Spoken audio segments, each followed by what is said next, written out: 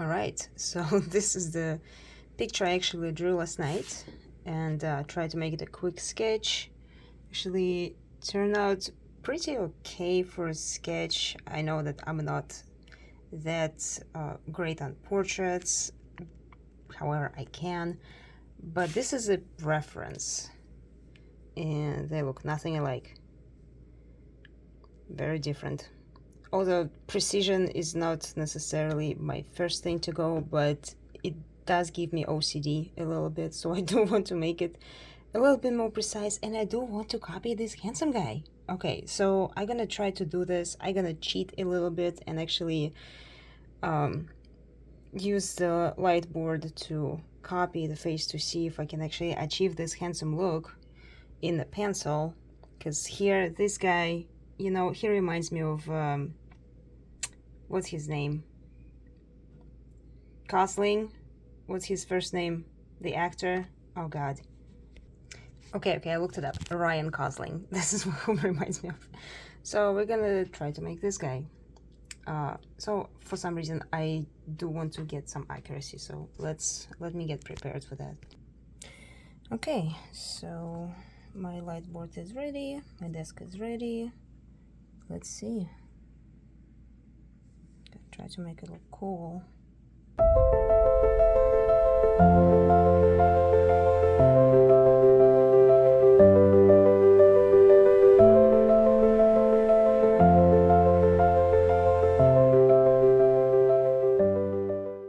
I'm just gonna highlight and thicken certain parts that I found attractive in here, and I don't want this drawing to take forever. I want it to be simple, clean, recognizable.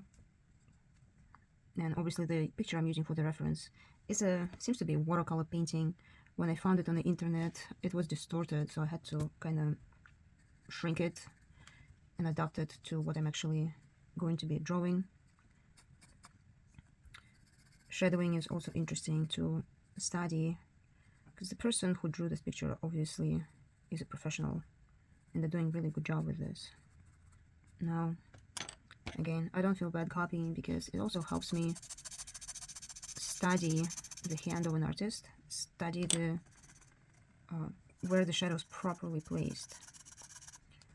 Certain things I know that my mom necessarily wouldn't approve, and yeah, that's important to study by actually drawing from a real person, to actually study the shapes from what you see originally, draw real objects. But right here, my purpose is not necessarily, yes, it is to improve my skill, and it is to show the case of this work, but it's mostly therapeutic. I enjoy drawing for the purpose of actually just having the pencil on the paper. I enjoy the action of shadowing. It feels satisfying, and I like seeing how nothing turns into something, so it's kind of fun with artistic. And I follow enough great artists that I sometimes like, oh darn, they're so good, will I ever be like that? And I know it's a matter of practice. It's a matter of just actually sitting down and doing it, taking classes, improving more, and allowing yourself to take time to study certain shapes and things. But sometimes I feel I just wanted therapy in just allowing myself to feel the pencil gliding on the paper, allowing myself time to make it a little bit more less stressful and more relieving. Because yeah, I can always take time to draw more, but right now I want to feel ease. I want to feel kind of satisfaction of what I did. And I'll probably feel even more satisfied if I did the drawing from zero. But I did it yesterday, and actually turned out fairly decent. But I also wanted to make it more recognizable, which is still the more pencil I put into it, the less familiar that looks. But it's okay, it's just a drawing, nothing really happens. I'm practicing, I am releasing some stress, so satisfaction guaranteed.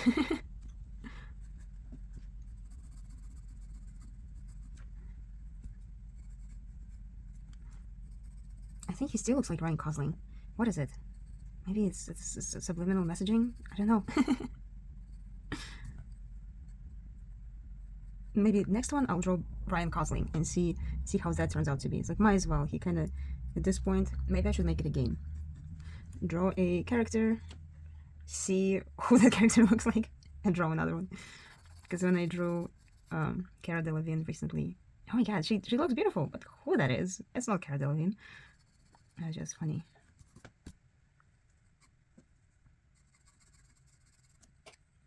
Allow me a minute. Okay, honestly, I went to grab coffee and came back. And I think I'm going to erase these whiskers. And make them over again. Oh, Zulu. Do you guys have cats?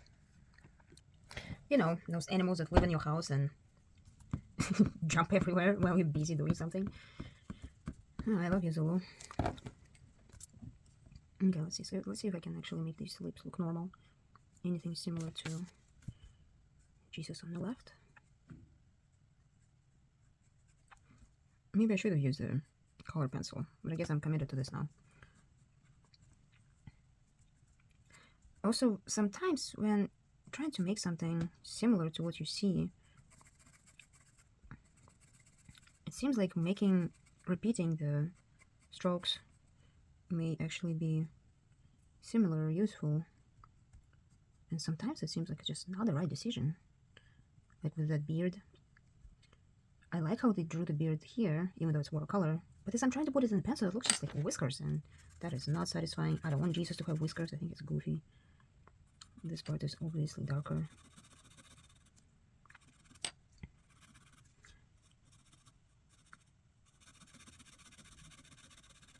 Alright, that's a lot better. So we can do that.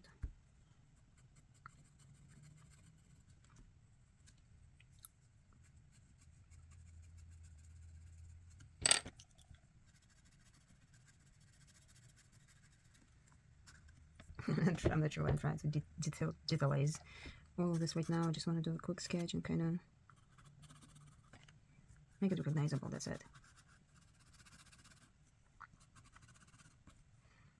I'm missing some of my pencil sets. So actually...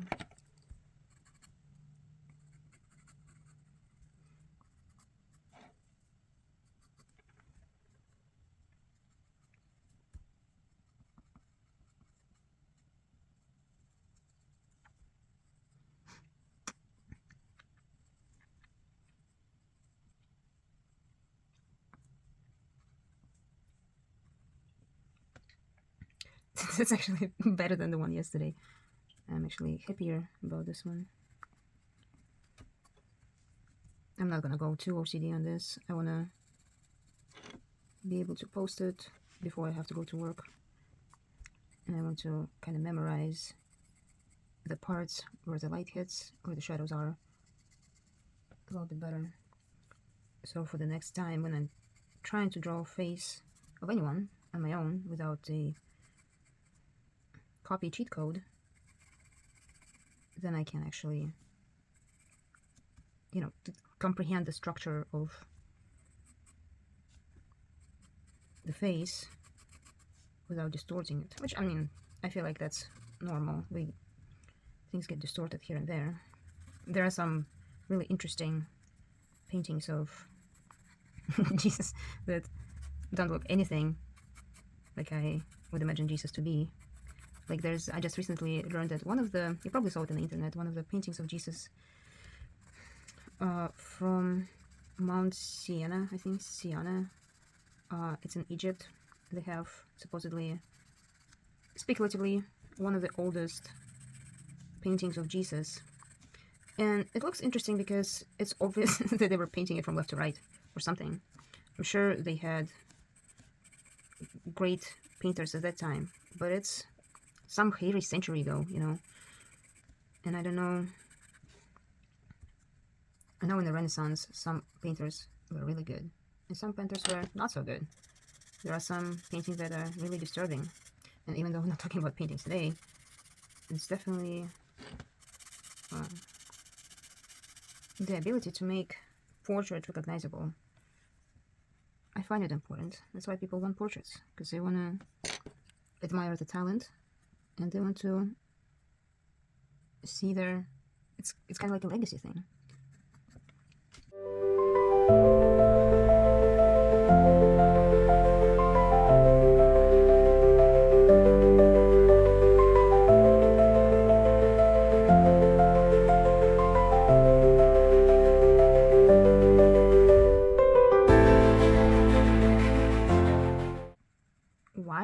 really care.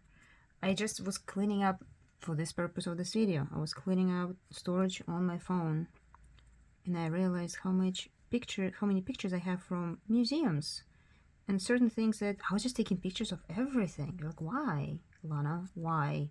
What are you gonna do with those pictures? I kept the ones that actually felt inspiring and there was interesting colors maybe involved, and I decided I'll keep it as a reference for future creative work. And eventually, hopefully, you get to see all of that, because I think I am committed to just let this ball roll and allow myself to stop hesitating, post all of my work, express who I am, find it more therapeutic, because it is. I actually feel way more satisfied. It's like, hey, that was a good sketch, but it wasn't looking similar or familiar to what you actually were drawing from. It gave me OCD. I don't necessarily feel like I have to do it for anybody to prove that, hey, I can actually make it look similar, but for myself, because I know that as I'm drawing this and I'm trying to make it more similar and more recognizable, then it helps me to develop this muscle memory. And due to that, when I try to draw this picture, let's say I try to draw this Jesus image again, next time I will be able to do it by memory. And that's actually something I've done through my childhood, because I would copy drawing, and then I would be sitting in school and trying to recreate a drawing by memory, and actually that worked. And recently I've been trying to tap in back to my childhood, thinking, what motivated me to draw more? Why was I more excited to stay up late at night drawing, no matter if I had to go to school at 8 a.m., 6 a.m., whatever? I just did it, and I had no anxiety over it. I just like, hey, I want to draw, I'm gonna keep drawing. My parents told me to go to bed, I just gonna stay up and draw or doodle or something. I always been creative. I liked illustrating. And interesting part is that when I grew up, I no longer did that.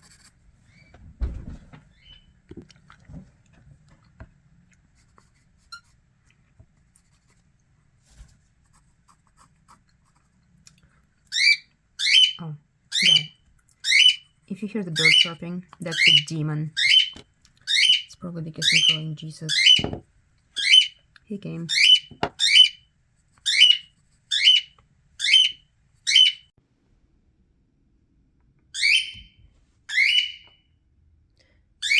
Has nobody taught you not to eat with your mouth open? I mean, not to talk when you eat?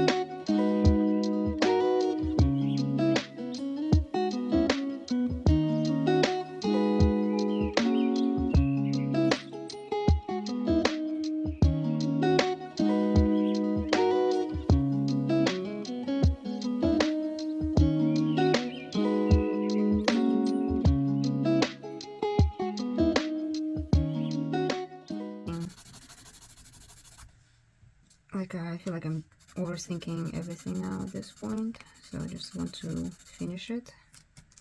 I'm fairly happy with where I'm at with this particular sketch.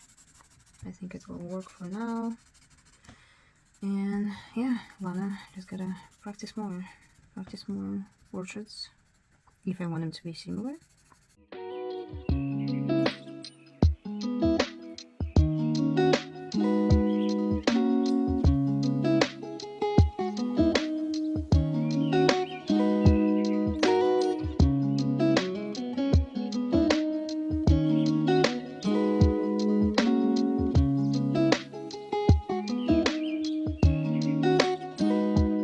Okay, let's see. I think it's a little better, a little bit more similar. Maybe if I did it in color pencil, actually, I would probably get it a little bit better. But I'm happier with this. For a quick sketch, I think it's fair enough. Let's compare it to the previous one. Actually, not bad. Both of them actually turned out pretty good. Not the same. But it's okay. Yeah, for the therapy session portrait, I'll take that.